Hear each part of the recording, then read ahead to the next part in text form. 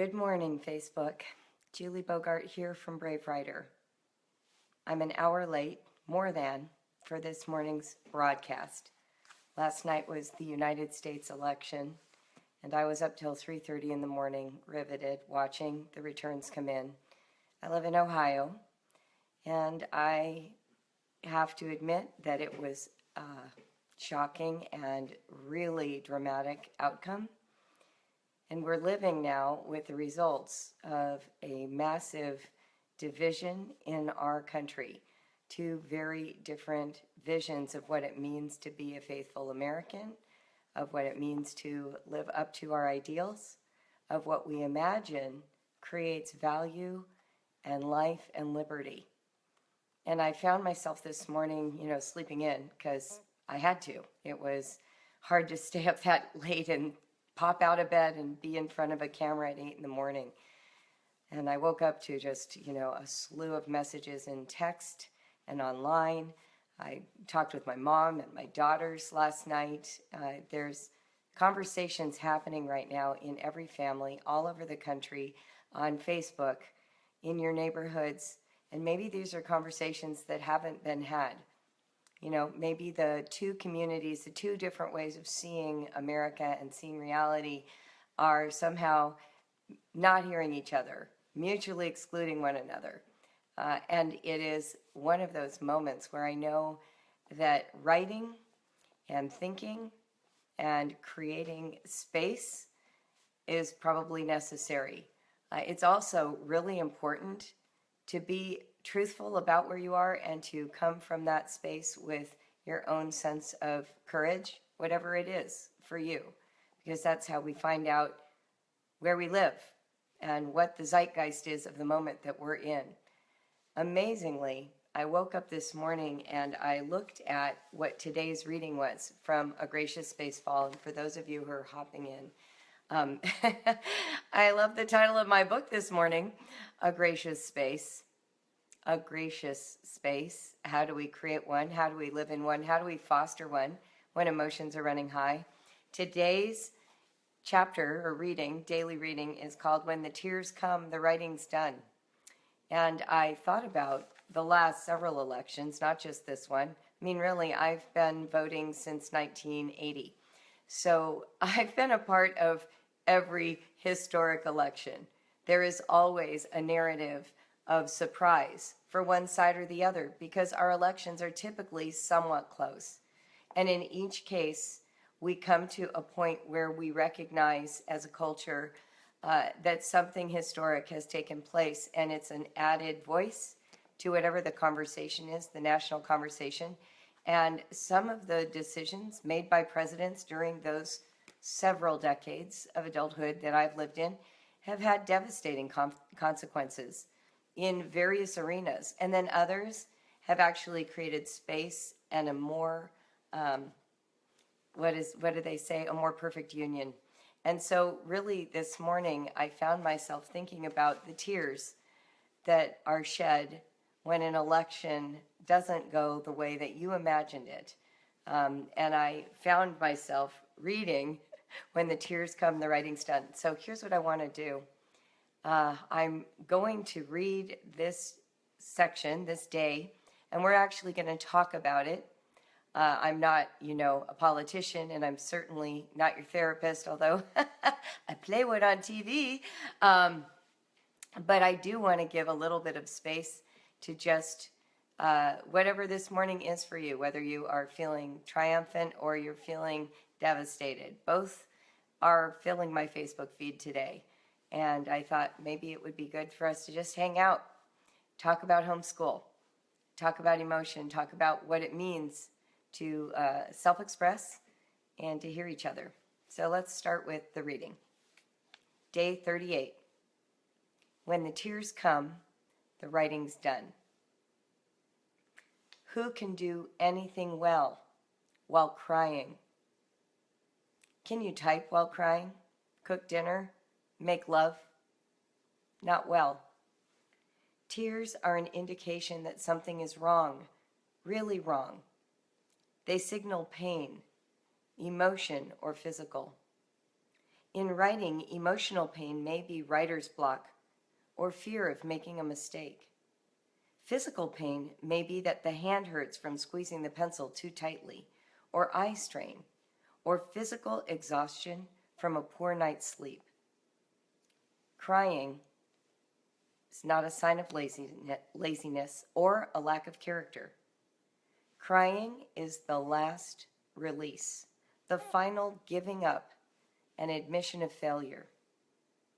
Crying signals, I need comfort. When the tears come, the writing is done. Take a break. Acknowledge your child's feelings. I see that you're unhappy. Let's talk about this project later. Offer a hug. When your child has regained equilibrium, come back to find out what went wrong. Ask, are you afraid of making a mistake? Is it too hard to grip the pencil for 10 minutes straight? Are you having a hard time spelling? Do you wish you could play outside in the sunshine rather than sit at a table? Does it feel like you have nothing to say? Are you sleepy, hungry? Do you feel pressured by me? Be an investigator and comforter. A cup of tea and eye contact will go a long way towards soothing the hurting writer. Remember, writer's block, not a strong will, is the usual reason for writing paralysis. Writer's block means the child doesn't have access to the words inside. The words are hidden behind anxiety, fear of failure, and a vague sense of the topic, not enough depth in the subject area to be able to write about it meaningfully. Writer's block is experienced by everyone, prodigies, professors, and pros, and at its most acute, produces tears. Give oodles of empathy and hugs. Offer a snack with protein in it. Talk about how to make writing less painful. Take some time to remind yourself of the goal, a free, brave writer who is at ease when writing, not gripped with anxiety and fear. If you need strategies for unblocking your chronically blocked writers, take a look at the Writer's Jungle. Quote of the day: if you get stuck, get away from your desk. Take a walk, take a bath, go to sleep, make a pie, draw, listen to music, meditate, exercise. Whatever you do, don't just stick there scowling at the problem. Hilary Mantel. Sustaining thought. A cup of tea and eye contact will go a long way towards soothing the hurting writer. Now, I don't know about you, but it is hard to read that and not make it apply to tears in lots of categories. One of the reasons that I have a lot of compassion for struggling writers and for the experience of being tongue-tied is actually writing and finding my own voice and finding how challenging it is to risk putting who you are out there. I've shared in the past that I have paid a price for having political views or expressing a spiritual perspective that isn't comfortable for everybody who's in my world, in my homeschool community. Some people have been excited about the things I wrote in the past, and then others were not. And there's a price that you pay when you risk putting yourself out there, when you say what's actually true for you and you share it in a public setting. This is no different for your child, the one who is waiting for your approval, who is seeking your support and to show up and be seen, not reduced to spelling mistakes, not reduced to some caricature of the child that you hold in your fantasy and your imagination. In other words, the child that you want to show up in the morning who does writing is the one who can do it effortlessly, with good handwriting, accurate punctuation, spelling, and grammar, and whose content is interesting to read and accurate to the information. That's all the fantasy living in your mind. And that is a huge amount of pressure on your child. So when your child goes to write, you will see blockages appear.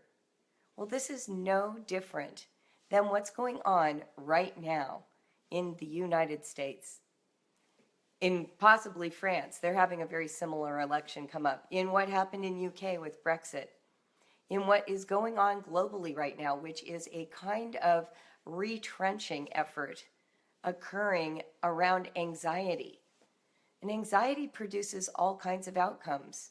In our families, anxiety produces stubbornness, what we call laziness, willfulness, a sense of anxiety around how a parent will treat you. When you feel a sense of pressure, when you don't know how it's all going to turn out, you shut down until you are given a get out of jail free card, whatever that looks like. If we look at like the micro level of our families, when we have kids who are finally like, I'm not going to do homeschool anymore, or I give up, or I don't like homeschool, or I don't want to be here in this context, what you're seeing is a manifestation of that feeling of being in prison and being in jail. And they will pick a way of escape. As a parent, our job is to actually see into the anxiety and hear the truth of what's coming out. Because otherwise, you will wind up with an enormous amount of stress and strain in your relationship. And no one writes well under those conditions. No one homeschools well under those conditions.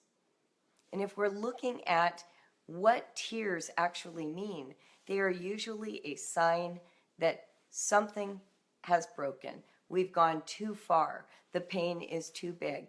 And the only thing I have left over now is the relief and the release of admitting it openly, publicly, shamefully, embarrassingly, humiliatingly. So in homeschool, tears are a sign that you've gone too far, that it's time to stop, that you need to start tuning in and listening. And I guess one of the things that just really strikes me in the moment we're in right now in the United States is that there are so many forces at work that I can't even quantify. I mean, I certainly can't, and it doesn't even look like most of the pundits can. And no matter what side you listen to, it is very clear that the side you're listening to does not understand what animates the other side. That's absolutely clear. If there's one thing we got out of this election, is that the right and the left don't understand each other. They make up these caricatures of who the other is, and then they dress them down, and then they're shocked when both behave in the ways that they behave, because they actually don't get who the other side is. This is going on in families everywhere in homeschool. You're a parent with an agenda, with a fixed idea of who your child is, and guess what? Who your child is not who that fixed idea in your imagination is. They are showing up with a whole set of assumptions, aspirations, experiences you don't know about, because the private life that lives inside of them, you don't have access to, no matter how much you think you know them.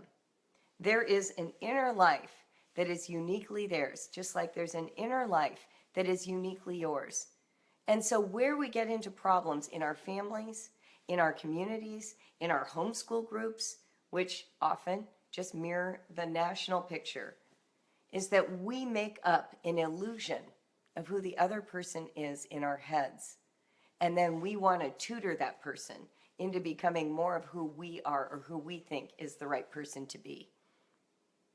And that just never works.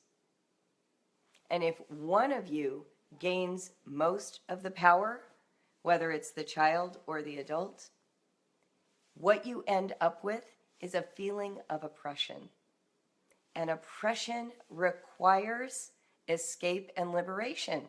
So if you are creating the conditions of somebody who does not feel seen and heard, if you are projecting your fantasy onto who your child learner is supposed to be, and you screw down tighter and tighter, requiring that to show up, there will be a moment when the tears come, when liberation is their only objective.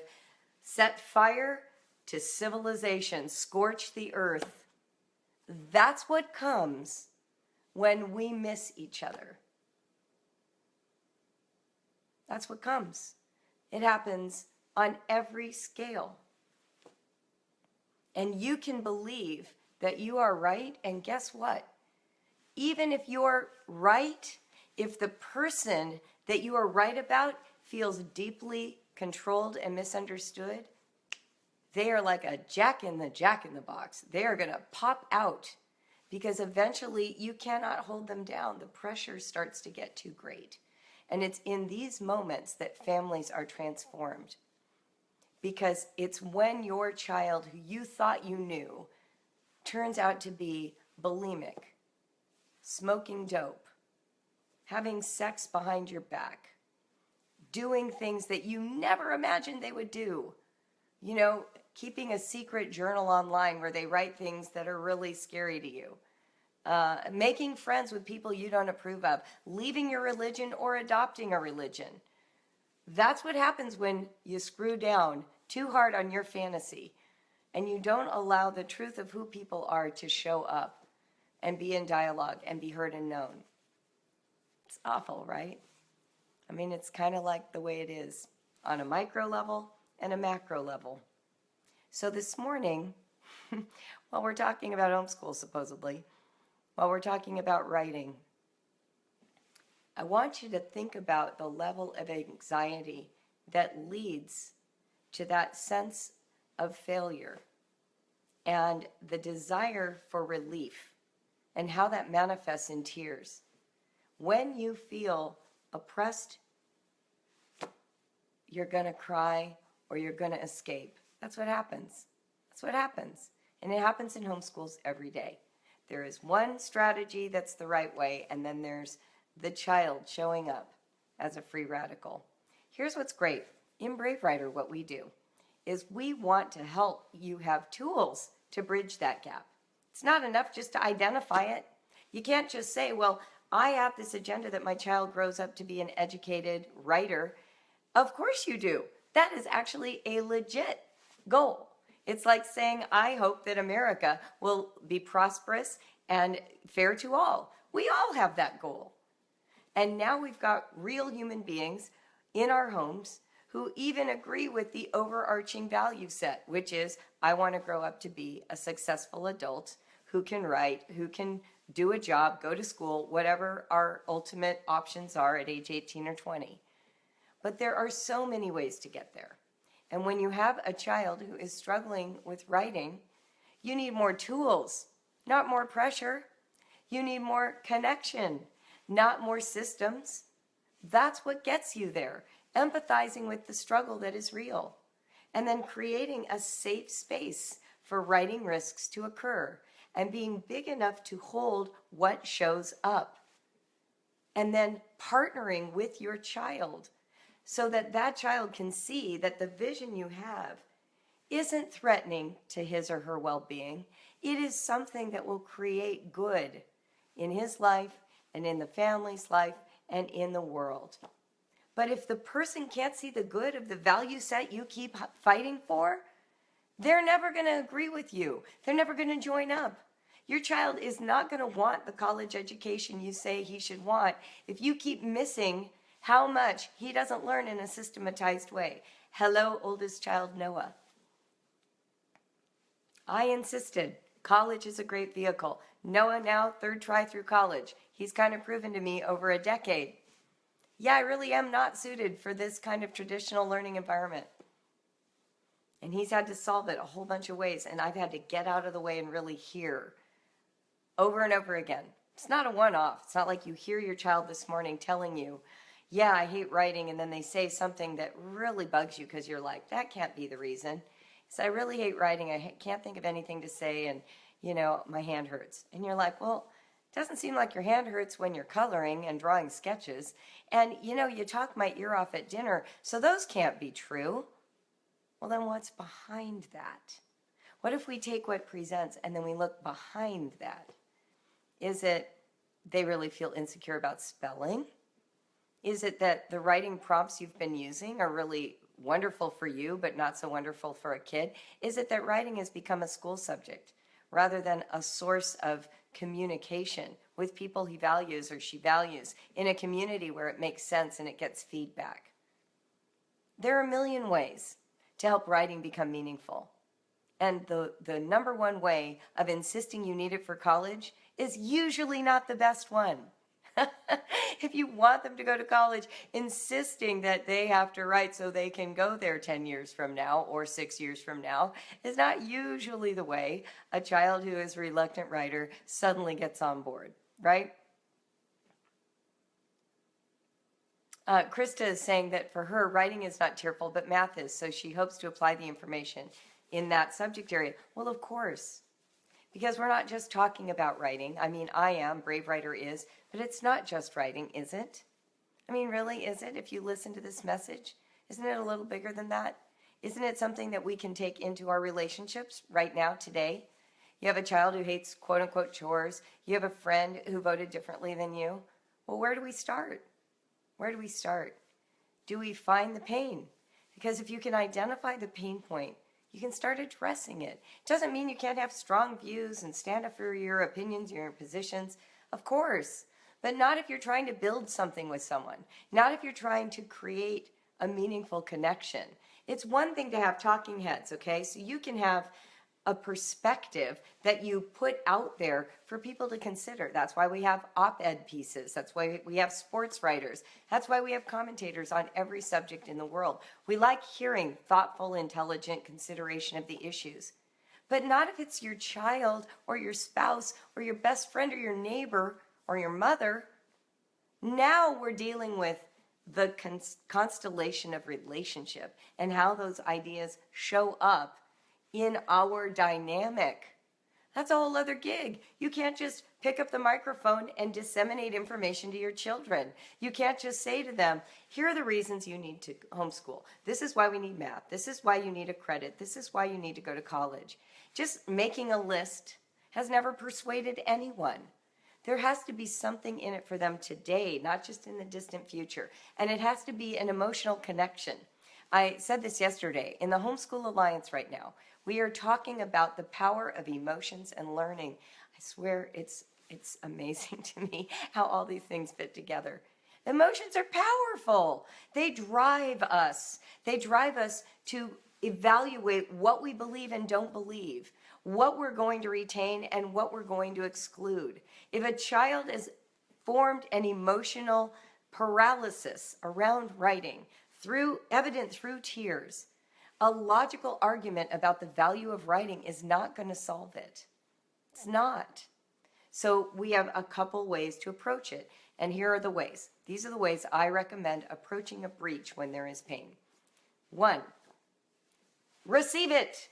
Do nothing with it. Just receive it. Wow, I see. You're really suffering. We're going to put the writing away.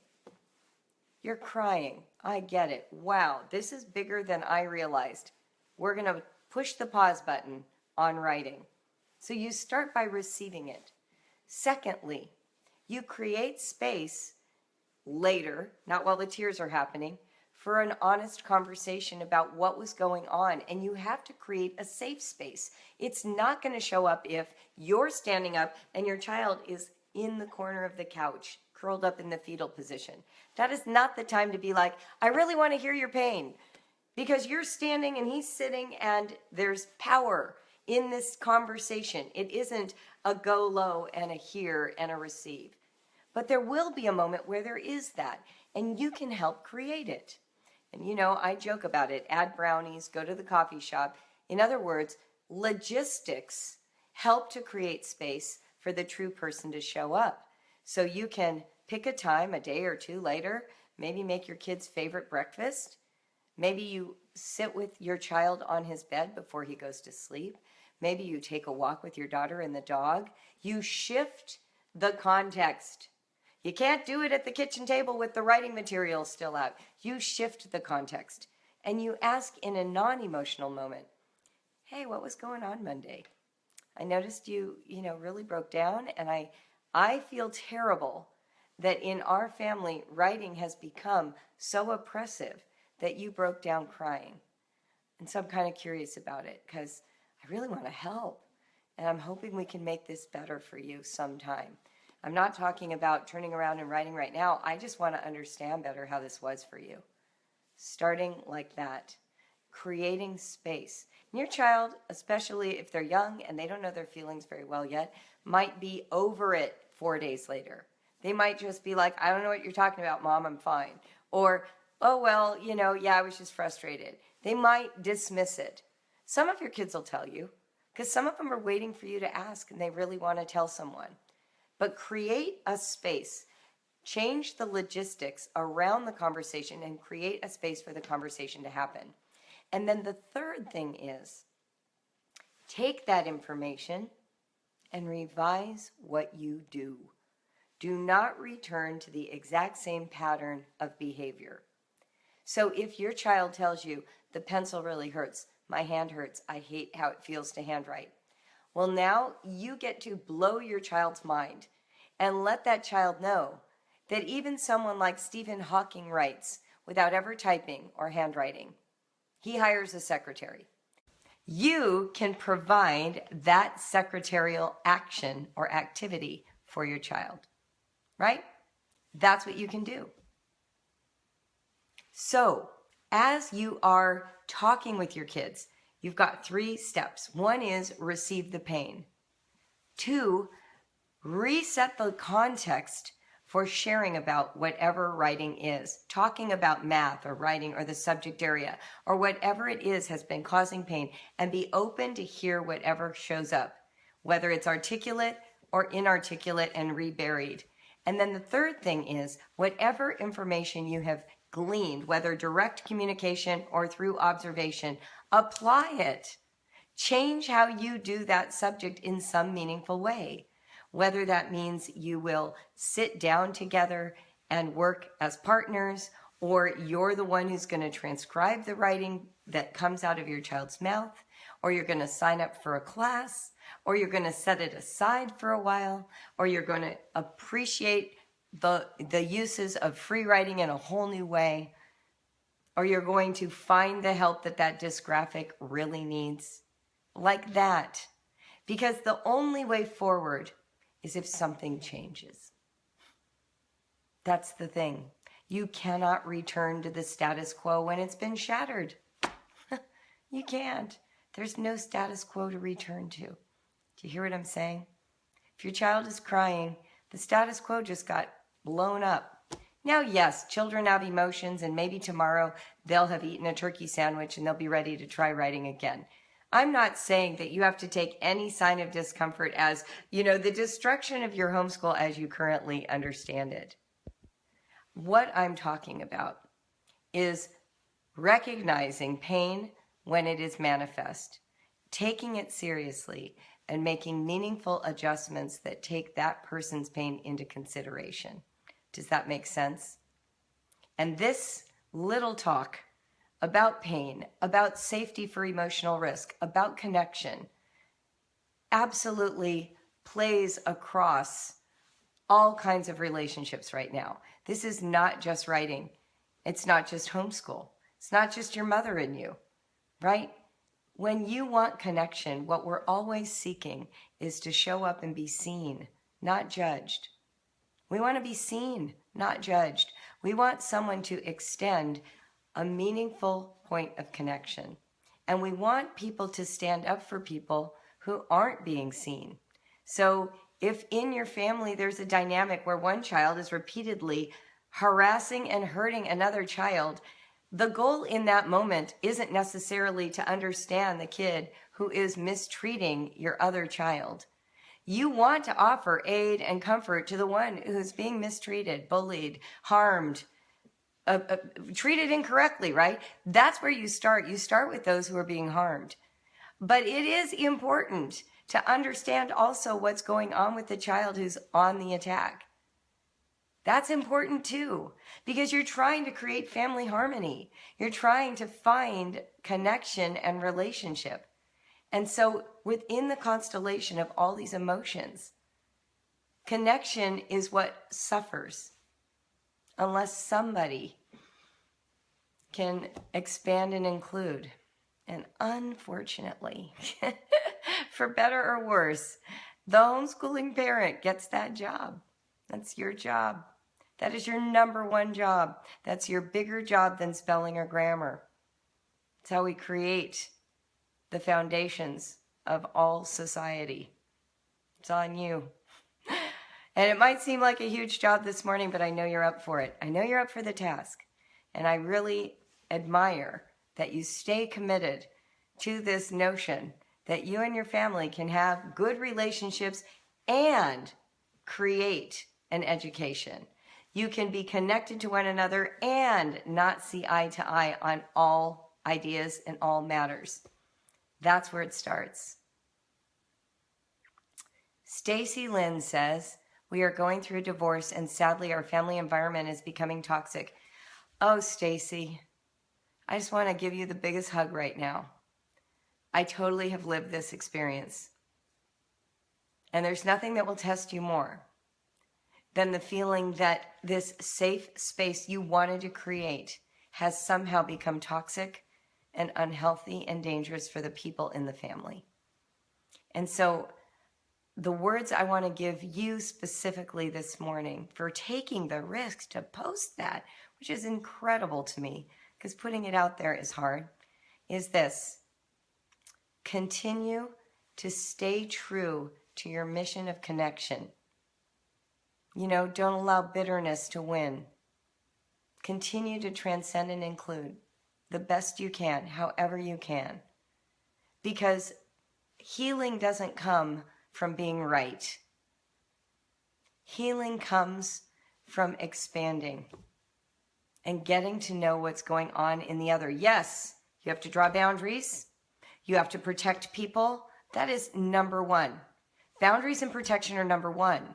If somebody is suffering under the cruelty of another person, you have to set boundaries. You cannot allow cruelty to thrive. That's never acceptable in any context. But within that context, then finding your way back to connection is the salvation in that family arrangement. It's rough. It's a journey. You don't do it well the whole time. And support and health and healing, you know, go get the people on your team that you need. Financial planners, lawyers, therapists, the whole 9 yards, you're going to need it. In fact, if there are other people going through divorce right now, there is an organization that I think is really helpful. It's called wife.org if you're a woman. And they do a second Saturday workshop all over the nation for free. And you can go to that and learn more information if that's where you are right now. I'm never a proponent of divorce. I am a child of divorce and I'm a divorced woman, and I still think it's better not to be divorced if at all possible. But there are times when it's what's happening, and we always in Brave Writer deal with the real. And you do what you need to do with what's real, not with your fantasy, not with your ideal. You start with the real and you start digging out and finding peace again. And it's there. It's there for you. Okay, so I didn't expect to talk about that. So thank you for joining me this morning.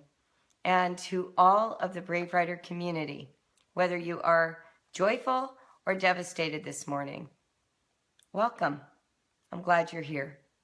And now, go hang out with your kids and find the common ground and work hard for the things you believe in and learn about what you don't know, what you thought you knew that you don't know, and keep creating space to include what you didn't know so that we can all grow together. Love you guys.